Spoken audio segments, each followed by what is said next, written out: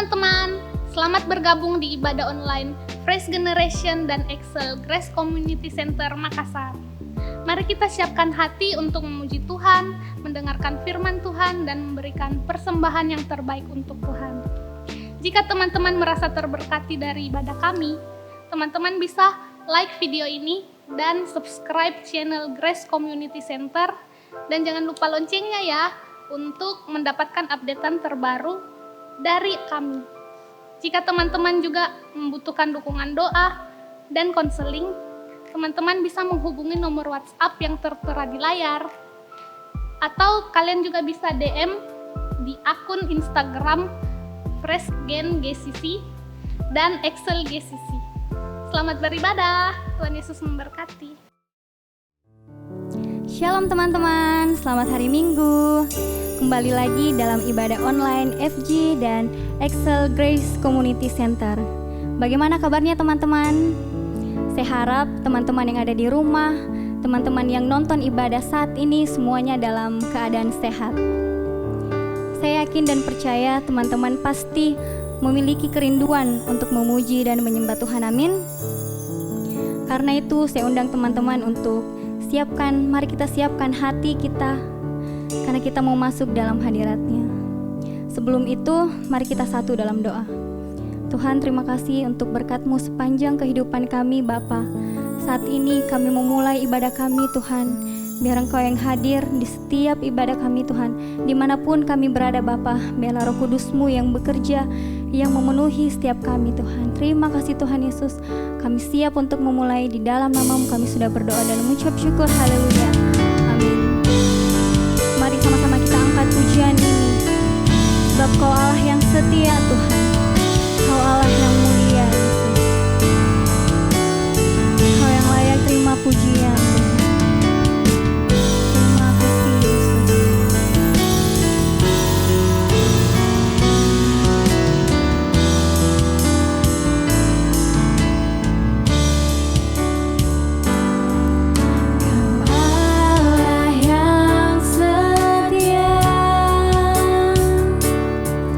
Bapa yang mulia.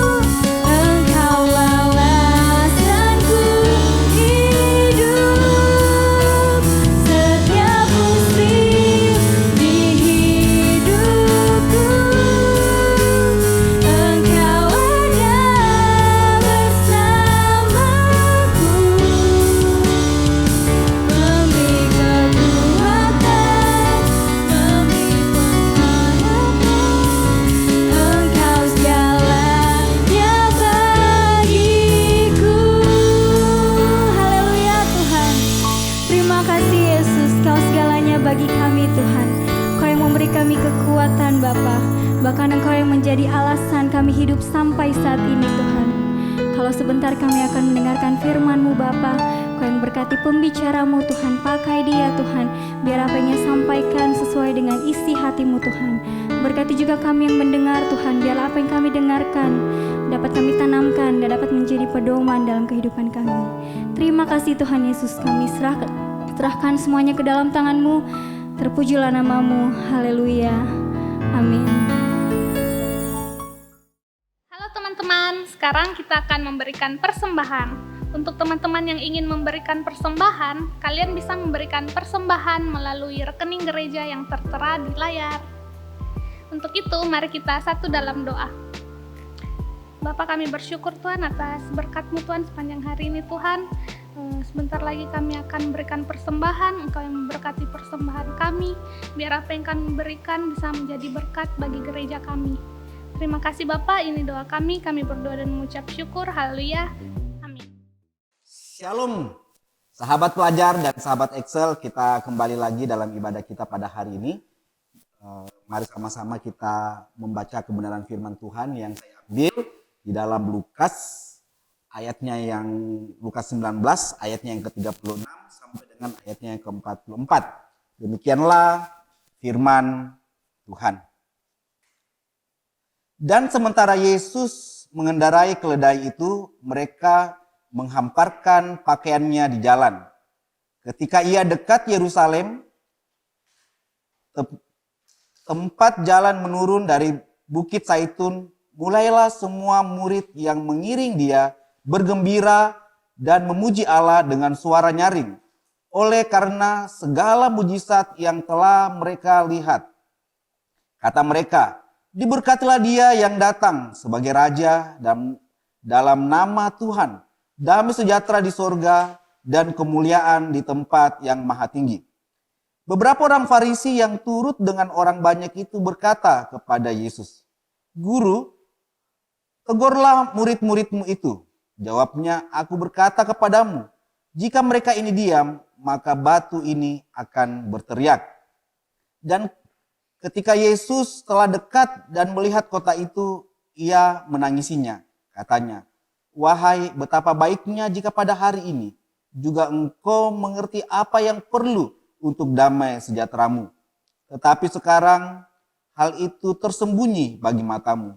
Sebab akan datang harinya bahwa musuhmu akan mengelilingi engkau dan dengan kubu, lalu mengepung engkau dan menghimpit engkau dari segala jurusan. Dan mereka akan memisahkan engkau beserta dengan pendudukmu. Dan pada tembokmu mereka tidak akan membiarkan satu batu pun tinggal terletak di atas batu yang lain. Karena engkau tidak mengetahui saatnya bila mana Allah melawat engkau. Sahabat pelajar dan sahabat Excel yang dikasihi oleh Tuhan. Ada suatu kisah tentang seorang kapten kapal yang sedang berlayar dalam malam yang gelap dan kelam. Kapten tersebut tiba-tiba memperhatikan sebuah sinar terang yang langsung di hadapannya.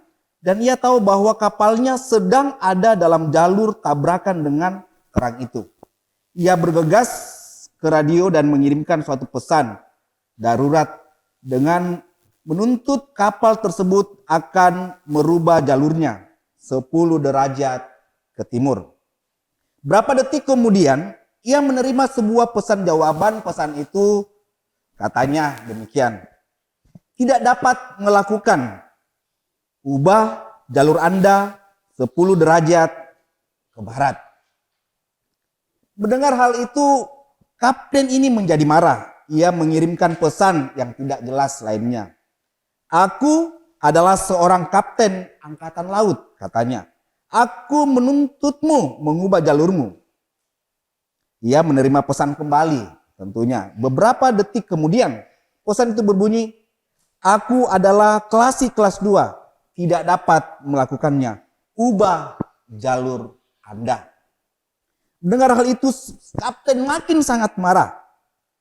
Ia mengirimkan sebuah pesan terakhir, bunyinya, aku adalah sebuah kapal perang dan aku tidak mau mengubah jalurku.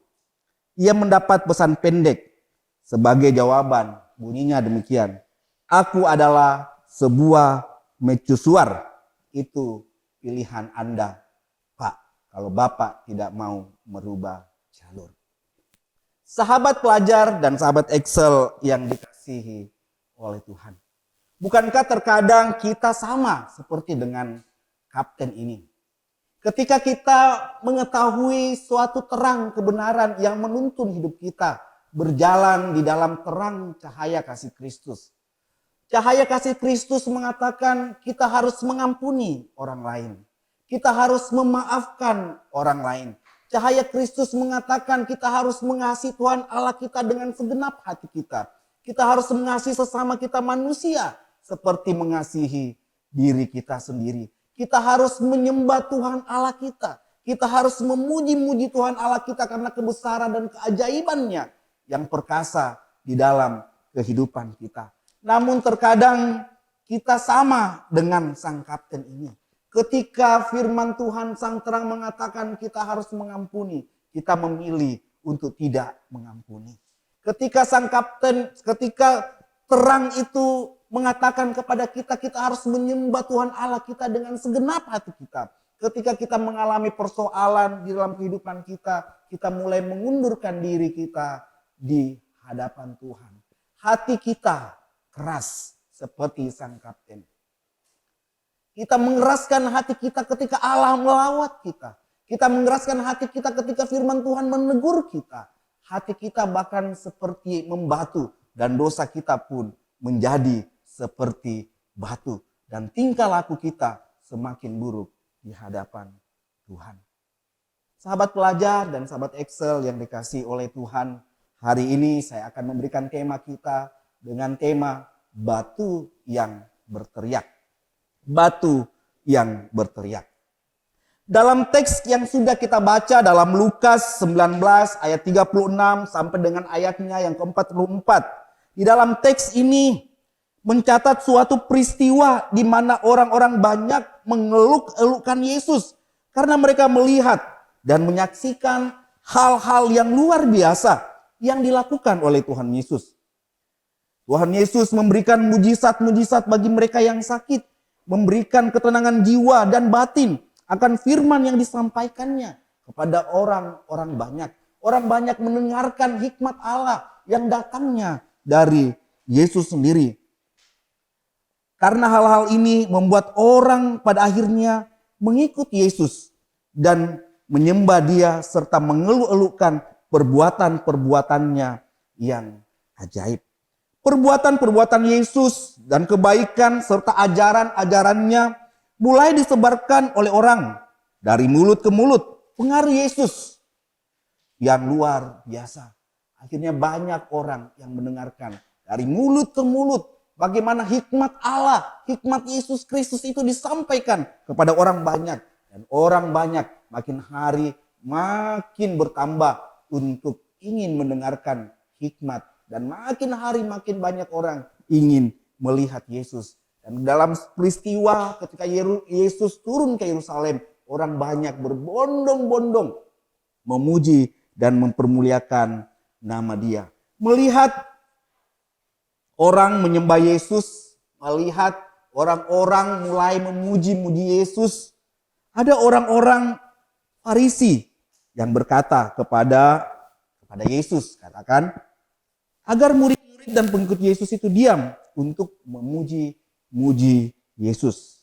Lalu kalimat yang menarik dilontarkan oleh Yesus kepada mereka pada saat itu. Jika mereka diam. Maksud Tuhan Yesus adalah jika mereka diam, jika para murid dan pengikut Yesus saat itu diam, maka batu ini akan berbicara. Tuhan Yesus sementara menunjuk batu-batu, bukit-bukit batu yang ada di sekitar Yesus pada saat itu. Yesus ingin mengatakan, jika para muridku diam, jika para pengikutku diam, maka batu-batu yang tersusun, ya, bukit-bukit batu yang tersusun rapi, dan tembok-tembok batu yang tersusun rapi akan berteriak. Sahabat pelajar dan sahabat Excel yang dikasihi oleh Tuhan. Apa yang dapat kita pelajari dari kisah Lukas 19 ayat 36 sampai dengan 44. Ada 3 situasi. Ada 3 situasi yang dapat kita pelajari pada saat ini melalui kisah Lukas 19 ayat 36 sampai dengan ayatnya yang ke-44. Situasi yang pertama adalah situasi di mana Yesus dipuji. Ketika Yesus memasuki Yerusalem, Yesus dipuji.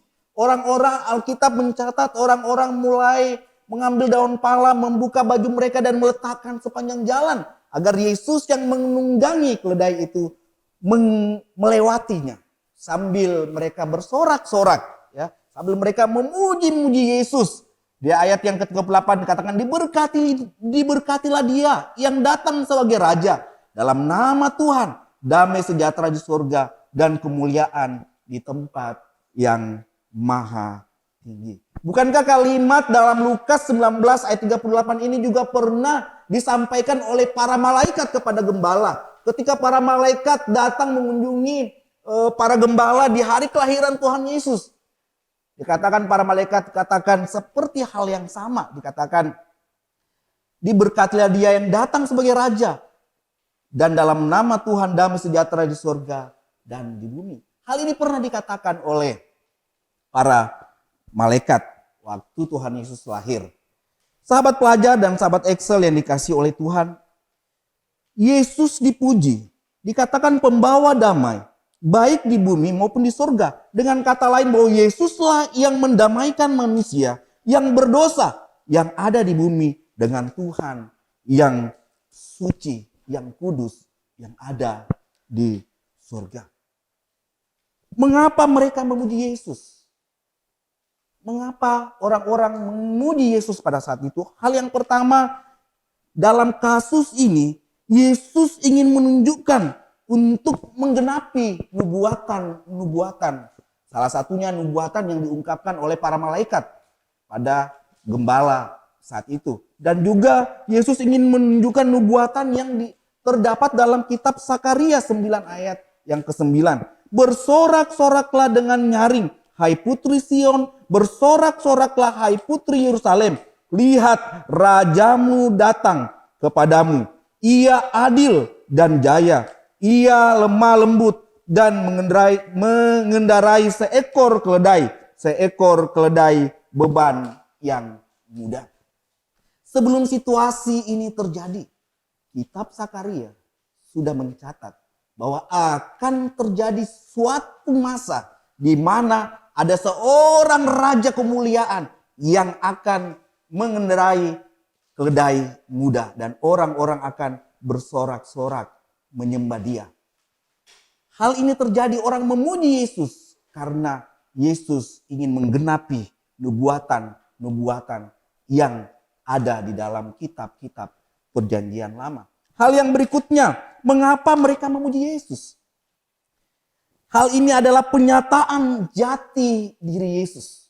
Yesus ingin memberitahukan kepada orang-orang pada saat itu siapa jati diri Yesus sebenarnya. Secara terbuka Yesus sedang menyatakan kepada publik bahwa dirinya adalah raja mereka dan Sang Mesias yang sedang mereka nantikan selama ini. Yesus ingin mengatakan kepada publik pada saat itu, ini loh raja kamu, raja Mesias yang sementara engkau nantikan. Yang ketiga, dalam situasi mengapa mereka memuji Yesus, penegasan pentingnya pengenalan dan pengalaman yang benar tentang Yesus. Yesus ingin orang tahu, Yesus ingin orang mengenal dan memahami secara benar siapa Yesus. Sangat disayangkan bahwa puji-pujian yang diberikan oleh orang-orang banyak itu bukan atas dasar karena mereka mengenal Sang Juru Selamat secara pribadi. Mereka bukan berdasarkan karena mereka mengenal Juru Selamat mereka, ya, yang akan mengampuni mereka dari dosa mereka. Mereka menyambutnya karena mereka menantikan Mesias duniawi. Mereka menantikan Mesias duniawi, sang penakluk, seorang pahlawan yang akan membebaskan mereka. Mereka berpikir bahwa inilah dia yang kita sembah saat ini. adalah Mesias. Yesus adalah Mesias yang akan membebaskan kita dari penjajahan Romawi. Banyak dari mereka walaupun tidak mempercayai Kristus sebagai juru selamat, mereka berharap bahwa Yesuslah yang akan membebaskan mereka dari penjajahan dan penindasan yang mereka alami pada saat itu. Mereka mengalami penindasan dari orang Romawi. Mereka tahu bahwa Yesus adalah keturunan Daud dan mereka mempercayai bahwa dari keturunan Daudlah akan ada Mesias, sang penolong itu. Tapi mereka tidak memahami secara benar bahwa Mesias sang penolong itu bukan menolong mereka, membebaskan mereka dari penjajahan Romawi. Tetapi Mesias sang penolong itu akan menolong mereka, memerdekakan mereka. Bukan memerdekakan dari penjajahan Romawi, tapi memerdekakan dan menolong mereka dari ikatan dosa mereka. Inilah mengapa mereka menyembah Yesus. Supaya Yesus ingin memberitahukan pada saat itu bahwa Yesus menggenapi semua nubuatan kitab perjanjian lama, dan Yesus menunjukkan jati dirinya, dan Yesus menegaskan bahwa banyak orang menyembah dia, banyak orang memuji dia karena mereka tidak mengerti. Mereka hanya melihat mujizat dan mereka menginginkan hal yang lain yang tidak sesuai apa yang Yesus ingin kerjakan. Sehingga ketika mereka melihat Yesus disalibkan, ketika mereka melihat Yesus ditangkap, mereka akhirnya meninggalkan Yesus. Mereka yang tadinya berkata Hosana, Hosana bagi anak raja, Hosana, Hosana. Mereka yang mengatakan menyembah Yesus pada saat itu ketika melihat situasi yang berbeda. Mereka pun berkata, salibkan dia, salibkan dia. Ini adalah bukti bahwa banyak orang yang menyembah Yesus, tapi mereka tidak mengerti untuk apa Yesus datang ke dunia. Mereka tidak mengerti untuk apa mereka menyembah Yesus. Mereka hanya ingin memuaskan keinginan mereka. Mereka hanya ingin memuaskan keinginan daging mereka. Padahal Yesus datang untuk memberikan sesuatu hal yang lebih besar, yaitu pengampunan dosa bagi mereka yang berdosa. Situasi yang kedua. Tadi situasi yang pertama, Yesus dipuji. Situasi yang kedua, orang Farisi yang tidak senang melihat Yesus dipuji dan dimuliakan. Oleh karena itu, ketika mereka melihat orang Farisi ini melihat Yesus dipuji dan dimuliakan, rasa iri, rasa dengki, rasa benci timbul dalam hati mereka. Sehingga dia katakan begini, kenapa Yesus harus dipuji? Kenapa Yesus harus disembah? Karena mereka tidak mengerti bahwa Yesus ini adalah Tuhan. Mereka tidak mengerti bahwa Yesus ini adalah benar-benar sang pembawa damai yang mendamaikan manusia yang berdosa dengan Allah yang suci, Allah yang kudus. Sehingga mereka merasa iri, merasa benci karena Yesus menerima pujian. Yesus menerima kemuliaan itu. Sehingga mereka berkata, Tuhan, suruh pengikutmu ini untuk berhenti. Jangan terus-terus memuji dan mempermuliakan Engkau. Mereka tidak mengerti bahwa Yesus adalah Tuhan yang layak dipuji, yang layak disembah untuk menerima segala pujian, hormat, dan kemuliaan. Sahabat Excel, sahabat pelajar yang dikasih oleh Tuhan, mari kita cek hati kita. Mari kita lihat kedalaman hati kita. Apakah kita pernah juga memiliki perasaan yang sama? Apakah kita pernah memiliki perasaan yang iri ketika kita melihat orang lain lebih baik ketika menyembah Yesus? Ketika orang lain lebih baik memainkan puji-pujiannya kepada Yesus, melayani lebih baik, melayani lebih aktif. Dan kita melihat apakah kelebihan orang ini mulai lebih daripada kita ketika dia melayani Tuhan, dan mulai timbul rasa iri, rasa dengki di dalam hati kita. Sehingga kedengkian, rasa iri, rasa benci itu menutup hati kita untuk dapat menyembah Yesus, memuji Yesus secara benar. Sahabat pelajar dan sahabat Excel yang dikasihi oleh Tuhan. Ketika kita melihat orang melayani dengan setia, ketika kita lihat orang mulai aktif melayani Tuhan, kita jangan memiliki perasaan yang iri, perasaan yang dengki. Tetapi mari kita sama-sama bergandengan tangan, saling belajar satu dengan yang lain untuk mempermuliakan nama Tuhan yang adalah Raja di atas segala raja. Kita menyembah Yesus karena kita tahu, kita memuji Yesus Kita bernyanyi bagi Yesus ketika kita beribadah karena kita tahu benar bahwa Yesus adalah Raja di atas segala raja. Mesias yang datang yang memperdamaikan saya manusia berdosa dengan Allah yang kudus yang ada di surga. Kita harus memiliki pemahaman yang seperti itu. Ketika kita melayani Tuhan dengan segala kekurangan kita, dengan segala kelebihan kita melayani Tuhan. Kita punya satu pemahaman bahwa melayani Tuhan. Karena Tuhan Yesus sudah mendamaikan saya, manusia berdosa, dengan Allah yang kudus yang ada di surga. Orang Farisi tidak menyadari akan hal ini. Sehingga ketika mereka melihat kemuliaan diberikan oleh Yesus, rasa iri, rasa dengki ada pada mereka. Sehingga menutupi mata mereka untuk melihat bahwa inilah Mesias yang dinubuatkan oleh para nabi. Bahwa inilah Mesias yang datang membebaskan manusia dari segala dosa-dosanya. Hal yang berikutnya, situasi yang ketiga. Ini situasi yang ketiga adalah situasi batu yang berteriak. Situasi batu yang berteriak. Dalam Lukas 19 ayatnya yang ke-40. Demikian katanya. Jawabnya, aku berkata kepadamu, jika mereka ini diam. Jika mereka ini diam. Mari kita garis bawahi kata jika mereka ini diam. Dengan kata lain, jika mereka ini semua diam, pengikutku ini diam, murid-muridku ini diam, mereka berhenti menyembah saya, mereka berhenti memuji-muji Yesus, maka batu-batu ini akan berteriak. Yesus sementara menunjuk gunung-gunung batu yang ada di sekitar situ dan juga batu-batu yang tersusun rapi. Pada saat itu batu ini akan berteriak. Ini kemudian secara harfiah digenapi ketika orang-orang mulai mengolok-olok Yesus Kristus di atas kayu salib. Orang mulai berhenti menyembah Yesus. Hal ini terjadi. Batu-batu yang ada di sekitar Yerusalem itu berteriak. Ketika orang-orang mulai berhenti menyembah Yesus. Ketika orang mulai mengolok-olok Yesus. Menghina Yesus. Bahkan para murid pun mulutnya bungkam.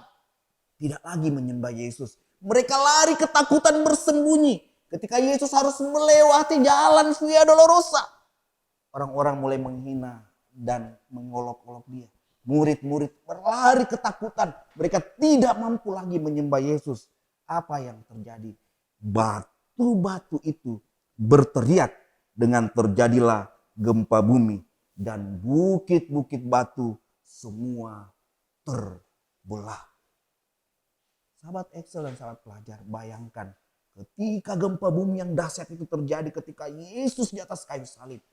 Bagaimana bunyi teriakan batu-batu dan gempa pada saat itu. Kaum Farisi ingin membungkam puji-pujian yang diberikan kepada Yesus. Namun mereka tidak akan pernah berhasil. Karena sebagaimana Allah dapat menjadikan anak-anak Abraham dari batu-batu ini, maka ia juga dapat membangkitkan puji-pujian merdu dari mulut anak-anak Abraham ini. Bukankah nubuatan telah terjadi? Dikatakan bahwa Abraham akan memiliki keturunan sebanyak pasir di laut, bintang di langit. Itu adalah saudara dan saya. Itu adalah semua kita. Sahabat pelajar dan sahabat Excel. Kita adalah batu-batu. Kita adalah batu-batu yang berteriak itu. Yang dinubuatkan sebagai anak-anak Abraham. Secara rohani. Kita yang keras kepala. Kita yang sering keras hati ketika kita ditegur dosa-dosa kita. Kita yang keras hati ketika kita dibentuk. Bahkan mungkin hati kita mulai membatu. Namun anugerah Allah di atas kayu salib menebus kita, membasuh dosa kita. Ketika kita menyadari bahwa batu ini